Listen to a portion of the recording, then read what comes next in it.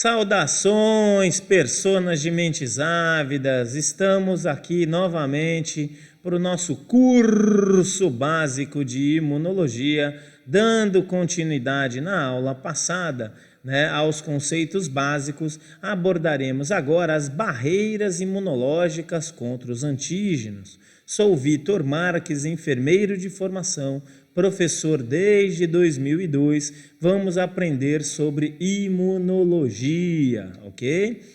Antes de mais nada, vamos responder as questões de fixação que foram posicionadas no final da aula passada.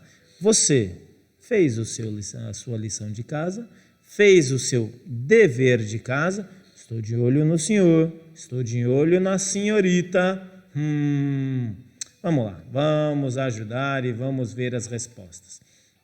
Questão número 1, questão número 2, o que é a imunidade e o que são antígenos? A imunidade é a capacidade do organismo de reconhecer substâncias que entrem no corpo.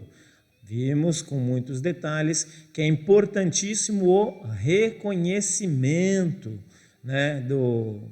das substâncias que entrem no corpo. Porque a partir do momento que essas substâncias são reconhecidas, elas serão classificadas ou como seguras, se forem tudo normal, ou como estranhas. Se forem classificadas como estranhas, recebe o nome de antígeno.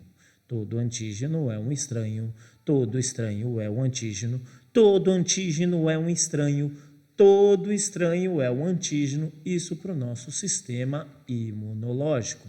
E a partir do momento que toda substância for classificada como antígeno, o nosso sistema imunológico promoverá uma resposta contra eles, objetivando eliminá-lo. Isso é a nossa imunidade.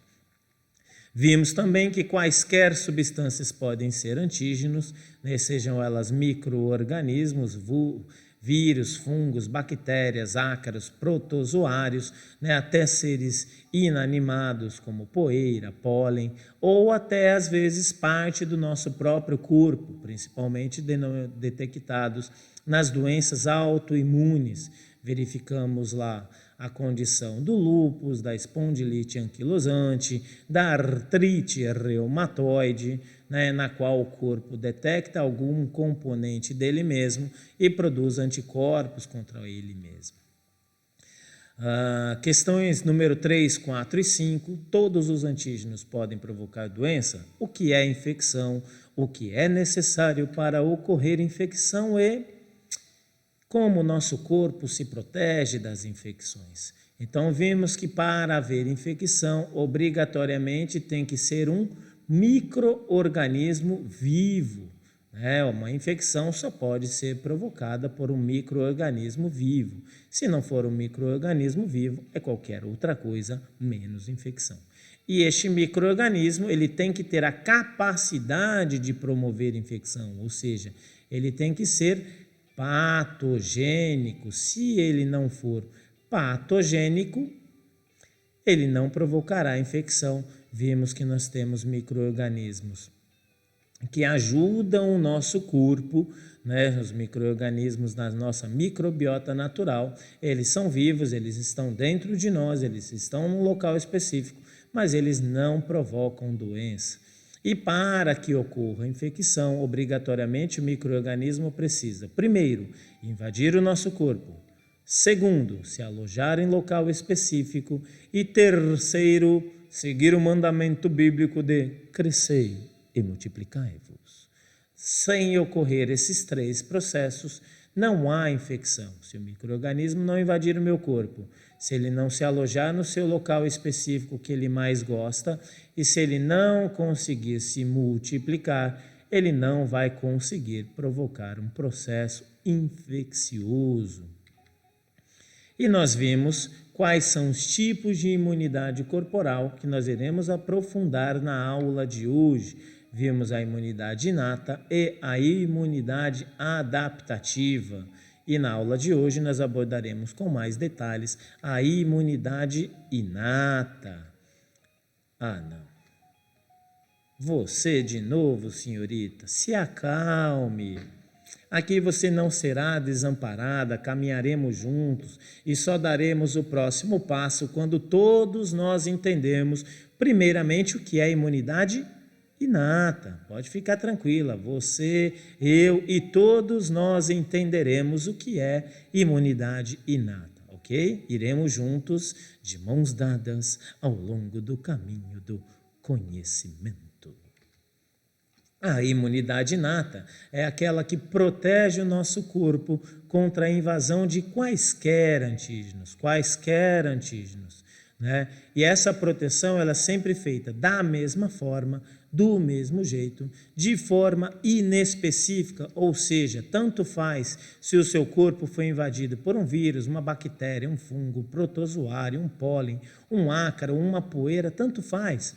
A imunidade inata sempre vai agir do mesmo jeito, da mesma forma, nunca se altera. Se ela for invadida 1 milhão de vezes pela mesma bactéria, ela vai fazer 1 milhão de vezes da mesma forma, do mesmo jeito. Tá? A imunidade inata, ela é composta pelas barreiras naturais contra antígenos. Ela impede o processo de infecção em todas as suas fases. E quais são as fases do processo de infecção? A fase da invasão, a fase do alojamento em local específico e a fase da multiplicação. Tá? Então, a nossa barreira inata, nossa imunidade inata, ela vai agir nessas 3 fases. E quais são essas barreiras naturais contra antígenos? Nós temos a barreira física, nós temos a barreira química e nós temos a barreira imunológica. Vamos detalhar cada uma delas. Ok? Barreira física. A barreira física ela é uma proteção física contra a invasão de micro-organismos, né? O corpo ele ergue um muro ou ele tem um componente que de forma mecânica tenta destruir, né, o micro-organismo. Então, a pele é um exemplo de barreira física, né? Ou seja, todos os meus músculos, os meus vasos sanguíneos estão protegidos pela pele. Os pelos do nariz, que seguram aquela melequinha que muita gente coloca embaixo da mesa ou embaixo do sofá, fazem o primeiro processo de filtração, né, contra antígenos, sejam eles vivos, sejam eles mortos. Os cílios também protegem os olhos, assim como a sobrancelha também protege os olhos. O dente tenta destruir os micro-organismos por meio do processo da mastigação e o muco nasal e muco pulmonar, né, seguram os micro-organismos, evitando que eles, né, invadam, eles adentrem o nosso trato respiratório, chegando principalmente lá nos alvéolos. E nós temos também a microbiota natural. Alguns microbiologistas colocam a microbiota natural lá na imunidade biológica, né? Outros, assim como eu, colocam a microbiota natural lá aqui na barreira física, porque principalmente considerando o contexto de 2 corpos não ocupam o mesmo lugar no espaço. Então, se as minhas bactérias estão na minha pele, elas vivem comigo, elas me ajudam, elas fazem parte da minha vida, elas impedem que as bactérias da minha esposa fiquem presentes na minha pele, assim como qualquer outra bactéria que eu tenha contato, né? Sempre haverá uma guerra biológica entre elas. Mas como essas bactérias não sou eu, não são produzidas por mim, elas apenas me acompanham ao longo da minha vida, né? Elas não formam a minha barreira biológica, elas não são produzidas por mim, por isso que nós colocamos elas aqui na barreira física. Então, quando você respira, quando você puxa o ar, como é que o nosso pulmão será protegido se acaso eu inalar algum antígeno? Ele vai ser protegido pela melequinha do nariz, né? Então, olha que nenê bonitinho, quando ele dá essa espirradinha, olha quanto catarro, meu Deus do céu, coitado desse garoto. Se esse catarro fica parado no nariz, todos os antígenos que foram aprisionados nessa meleca, eles podem, né, descer ou para o pulmão ou subir, né, para os seios paranasais. né? Seja ele frontal, seja ele esfenoidal, seja qualquer que seja o seio paranasal. A função da meleca é segurar os antígenos, impedindo que eles transitem livremente no trato respiratório, protegendo o nosso pulmão. Então, todas as vezes que você tiver uma melequinha do nariz, assoe o seu nariz, o seu pulmão e os seus seios faciais irão te agradecer muito. Essa é uma barreira física importantíssima contra a presença, contra a invasão de antígenos. Aqui nós temos a glote, né? O processo dela é muito pequeno, né, de barreira física, mas nós temos principalmente aqui as células ciliadas, né? Mas, professora, elas não são células? Elas não formam um componente biológico? Sim, elas são células, elas estão vivas, mas elas são classificadas como barreiras físicas, porque elas fazem uma varredura. Qualquer meleca que desce do seu nariz e vai parar lá no seu trato respiratório, né? Ou até as melequinhas de dentro do seu nariz, elas são varridas da traqueia, né, por meio das células ciliadas. O objetivo é impedir que essa melequinha, esses antígenos que foram aprisionados no muco do trato respiratório, cheguem até o pulmão. Então, essa varredura, né, estimula o processo de tosse. O processo de tosse também é um outro exemplo de barreira física para expulsar os antígenos, expulsar qualquer componente do trato respiratório. E a mastigação serve para destruir os micro-organismos. Principalmente aqui nós vamos colocar os ovos de eumintos, né, plateumintos, nemateumintos, né, nós temos aí a planária, né, nós temos aí a solitária, nós temos também ovos de outros eumintos que podem infestar o nosso trato digestório. Muitos deles são destruídos no processo de mastigação. Quanto melhor você mastigar os alimentos que você levar na sua boca, né, mais protegido estará o nosso trato digestório, ok? Uma vez que outra barreira nós temos é a barreira química, né? A barreira química ela vai atuar seja no componente ácido, né, na sua composição ácida, ou seja no componente de produtos tóxicos, ou seja no componente relacionado a condições osmóticas, né? Então nós temos a lágrima que acaba atuando também numa condição osmótica, né? E também um pouco na condição física, né? De eliminar e limpar o nosso olho. A cera do ouvido, que apresenta produtos tóxicos, né? Nos seus componentes, produtos relacionados à destruição de micro-organismos ou à invasão até de insetos. Imagina aquela cavidade, né? Aquele buraquinho, esse túnel. Pô, é tudo que um mosquitinho gostaria era de viver lá dentro. Por que ele não entra no seu ouvido? Porque a cera de ouvido ela é tóxica, né? Ela serve para eliminar, ela serve para matar insetos.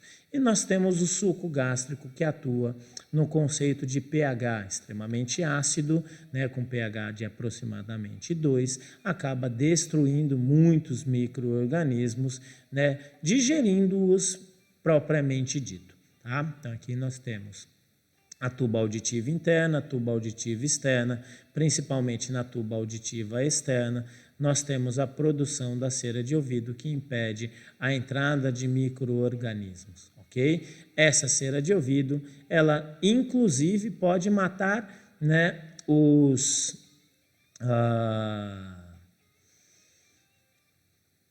meu Deus, fugiu o nome. Aqueles bichinhos que vivem na pele. Já eu lembro o nome, já eu falo para vocês, né? Os aracnídeos que vivem na pele, né? Eles também, essa cera de ouvido também pode eliminar esses aracnídeos, os cravos, né? Que vivem na pele. Ele é da família dos aracnídeos, primo da aranha, primo do escorpião, a cera de ouvido também pode eliminar. Ah, é, professor? É. Muitas pessoas acham nojento, mas tá aí uma dica, né, de como a barreira química pode, inclusive, proteger a sua pele. Basta passar um pouquinho da sua cera de ouvido nesses aracnídeos, que eles sairão da sua pele, porque essa cera é extremamente tóxica. Você faz isso, professor? Sim, sim, eu faço. Eu confesso, eu faço. E a nossa barreira imunológica, aí sim já é formada por células do sistema imunológico, né? Essas células do sistema imunológico, elas podem estar associadas aos exudatos ou secreções corporais, principalmente aí saliva, mucos do trato respiratório, muco intestinal e surfactantes de células da clara que estão presentes principalmente lá nos alvéolos. Apresentam componentes xenobióticos e esses componentes do muco alveolar facilitam o processo de fagocitose, seja ele pelos neutrófilos, seja ele pelos macrófagos. Mesmo sendo células do sistema imunológico, a nossa imunidade biológica inata, ela não se modifica, ela não se adapta, ela não tem memória, né? Porque ela sempre vai atuar do mesmo jeito e da mesma forma. São células, né, que a partir do momento que foi rompido a barreira química, a barreira física, e houve a invasão dos micro-organismos no nosso corpo, haverá a resposta imunológica dos neutrófilos e macrófagos principalmente, né? E nós temos também as células natural killers e as células do sistema complemento. Os macrófagos, eles vão apresentar as células para o sistema imunológico específico, para a imunidade específica, para os linfócitos, mas muitas das células fagocitadas pelos macrófagos, elas são destruídas por eles mesmos, né? E as natural killers, e principalmente o sistema complemento, atuam numa resposta inflamatória contra antígenos, né, não microbióticos, não vivos, mas também atua contra o sistema vivo também, tá? Então, qual que é a diferença entre o neutrófilo e o macrófago? O macrófago, ele é o grande comedor. Olha aqui o processo de fagocitose do macrófago, né, numa animação bem forçada, né? E nós temos aqui outros processos de fagocitose, né, do macrófago, exercendo a destruição de micro-organismos. Então, os macrófagos, eles são os grandes comedores. O macrófago é o grande comedor. Que, professor? Macro, grande, fago, né? Comer, né? Que é o processo de fagocitose. Seria bem esdrúxula essa tradução, mas quando eu tenho macro, grande e fago, comer, então ele é o grande comedor, ok? Olha a diferença da fagocitose do macrófago para a fagocitose do neutrófilo. Olha como é bonito, como é delicado, como é fino e elegante esse neutrófilo. A fagocitose do neutrófilo, ela é muito mais sutil, muito menos agressiva, né? Então, ou seja, ele é um neutrão, ele é um isentão, né? Mas ele atua no processo de fagocitose também de antígenos que invadem o nosso sistema imunológico. Tanto faz se são vírus, bactérias, fungos ou protozoários, os neutrófilos e os macrófagos agirão sempre do mesmo jeito, sempre da mesma forma, não tem memória imunológica, eles não se adaptam, eles sempre fazem tudo do mesmo jeito.